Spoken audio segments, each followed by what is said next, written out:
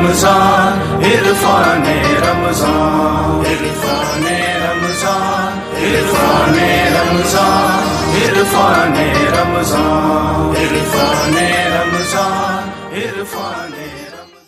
الحمد للہ نحمده ونستعینه ونستغفره اما بعد فاعوذ باللہ من الشیطان الرجیم بسم اللہ الرحمن الرحیم۔ ناظرین کرام، میں ہوں آپ کا ہوسٹ غلام مرتضی نوری اور آپ دیکھ رہے ہیں عرفان رمضان ٹرانسمیشن۔ الحمدللہ آج ایک مرتبہ پھر آپ حضرات کے لیے ایک بہت ہی خوبصورت موضوع لے کر آئے ہیں۔ ماہ رمضان المبارک کی بابرکت ساعتوں میں ایک بہت ہی خوبصورت آپ کی ایک ملاقات کروا رہے ہیں، بہت ہی جید عالم کے ساتھ جو عالم دین بھی ہے اور ماشاءاللہ ایک بہت بڑے مدرس بھی ہیں، خطیب بھی ہیں اور ساتھ میں اپنے امام مسجد بھی ہیں، جو الحمدللہ صبح سے شام تک دین مدین کی خدمت میں مصروف عمل رہتے ہیں۔ تو آج کا ایک خوبصورت موضوع ہے جس کی ضرورت آج کے اس پرفتن دور میں ہر چھوٹے سے لے کر بڑے کو بھی ضرورت پڑتی ہے، لیکن اس پرفتن دور میں آج کا جو موضوع ہے وہ بہت ہی معنی رکھتا ہے، کیونکہ لوگ دن رات اپنے دنیاوی کاموں میں مصروف ہو کر انسان بہت سارے ایسے گناہ کر جاتا ہے کہ گناہ کرتے کرتے تھک جاتا ہے، لیکن پھر بھی جب انسان مایوس ہو جاتا ہے کہ اگر گناہ ہو گئے ہیں، بالفرض گناہ کر بیٹھا ہے، تو اس کا ازالہ کیا ہے، گناہ کرنے کے بعد انسان کس طریقے سے واپس پلٹ سکتا ہے۔ آج کا موضوع بہت ہی خوبصورت موضوع ہے جس میں انسان کو گناہ کرنے کے بعد کیا کرنا چاہیے، اس کا اگلا رد عمل لاحیہ عمل کیا ہونا چاہیے، اس کے حوالے سے آج ہم گفتگو کریں گے اور بہت ہی خوبصورت یہ موضوع آپ کے لیے بھی پسندیدہ ہوگا۔ اگر آپ کو موضوع اچھا لگے تو ہمارے اس چینل کو لائک سبسکرائب ضرور کیجیے گا۔ تو ہم آج کے عالم سے آپ کی ملاقات کرواتے ہیں جو جید ایک عالم دین موجود ہے ہمارے پاس، جناب عالم نبیل فاضل جلیل، میری مراد جناب حضرت علامہ مولانا قاری محمد اصغر جاوید سیالوی صاحب جو ہمارے پاس موجود ہیں۔ میں ان کے مشکور ہوں کہ وہ ہماری ٹرانسمیشن میں حصہ بنے ہیں۔ اس طریقے سے آپ تمام ناظرین کو اس موضوع کے حوالے سے چند گزارشات پیش کریں گے، توبہ کے حوالے سے کچھ فضائل، کچھ توبہ کے حوالے سے آپ کو کچھ مسائل بتائیں گے جو میرے لیے بھی اور آپ کے لیے بھی بہت ایک فائدے مند ثابت ہو سکتے ہیں۔ تو میں آپ کی بارگاہ میں ایک یہ عاجزانہ التجا کروں گا۔ سب سے پہلے تو میں آپ کو اپنے اس عرفان رمضان ٹرانسمیشن میں خوش آمدید کہتا ہوں، ویلکم کہتا ہوں کہ آپ تشریف لائے ہمارے پاس مہمان بن کے۔ اللہ تعالیٰ آپ کے سوز و انداز میں مزید برکتیں عطا فرمائے۔ بسم اللہ الرحمن الرحیم۔ سب سے پہلے تو میں عرفان رمضان ٹرانسمیشن کے پوری اس ٹیم کا مشکور ہوں جنہوں نے مجھے یہ سعادت عطا فرمائی ہے اور جن کی وساطت سے میں اس وقت اپنے ناظرین اور جتنے دیکھنے والے ہیں ان تک ایک اللہ رسول کا پیغام پہنچانے کے لیے حاضر ہوں۔ اللہ کریم جتنے حضور کے غلام ہیں، امتی ہیں، سب کے لیے اپنی رحمتیں اور برکتیں عطا فرمائے اور اللہ کریم سب کو ہمیشہ خوشیاں عطا فرمائے۔ جیسا کہ علامہ غلام مرتضی نوری صاحب آپ فرما رہے تھے، گناہ کے بعد انسان کو کیا کرنا چاہیے۔ انسان چونکہ خطا کا پتلا ہے اور گناہ سرزد ہو جانا یہ کوئی بڑی بات نہیں ہے، عام گناہ ہو جاتا ہے، لیکن گناہ ہونے کے بعد اس پر ڈٹ جانا یہ اچھی بات نہیں۔ گناہ اگر ہو گیا ہے، کوئی غلطی ہو گئی ہے سرزد، تو فوراً اللہ کی بارگاہ میں رجوع کرے، اللہ کی بارگاہ میں توبہ استغفار کرے۔ جب توبہ استغفار کرتا ہے تو اللہ کی بارگاہ میں مقبول بندہ بن جاتا ہے، کیونکہ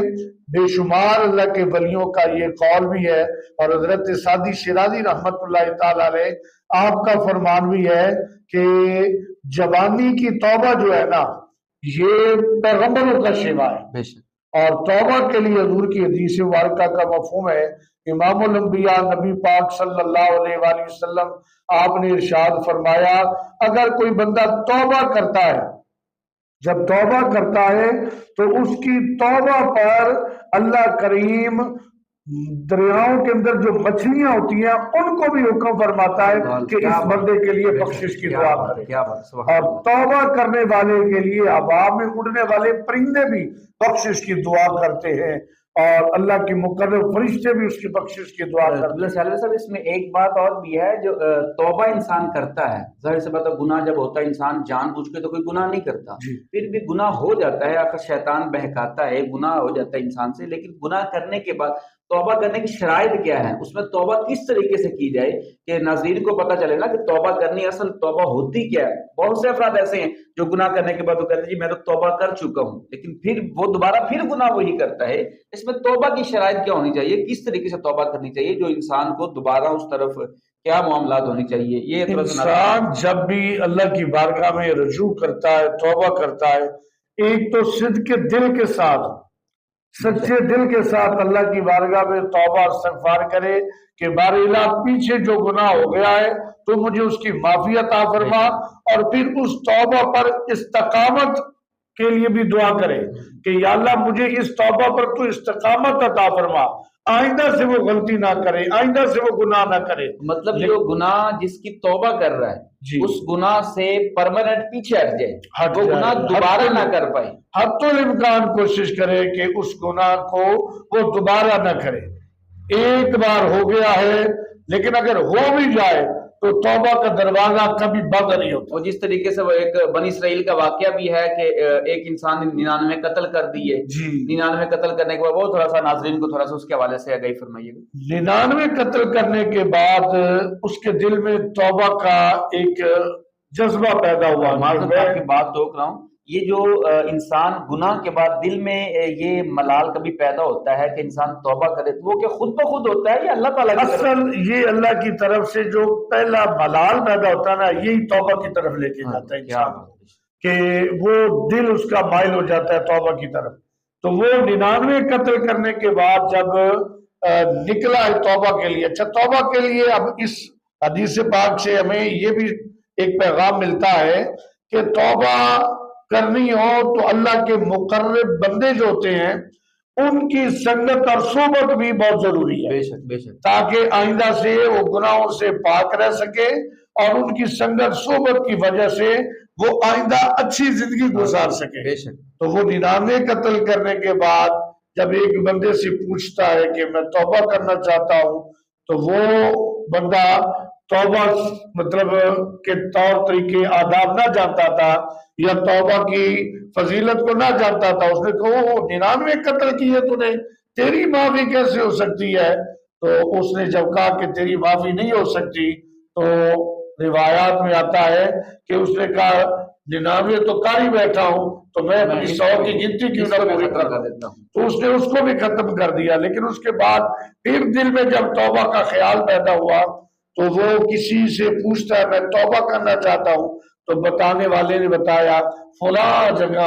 اللہ کے مقرب بندے رہتے ہیں، ان کی بستی ہے، وہاں جائے گا، ان کی سنگت صحبت میں بیٹھ کے جب تو توبہ استغفار کرے گا تو اللہ تعالیٰ تیری توبہ کو قبول فرمائے گا۔ اور قرآن مجید کا بھی ایک فیصلہ ہے، قرآن مجید میں رب تعالیٰ نے ارشاد فرمایا وَلَوْ أَنَّهُمْ إِذْ ظَلَمُوا أَنفُسَهُمْ جَاءُوكَ فَاسْتَغْفَرُوا اللَّهَ وَاسْتَغْفَرَ لَهُمُ الرَّسُولُ لَوَجَدُوا اللَّهَ تَوَّابًا رَحِيمًا۔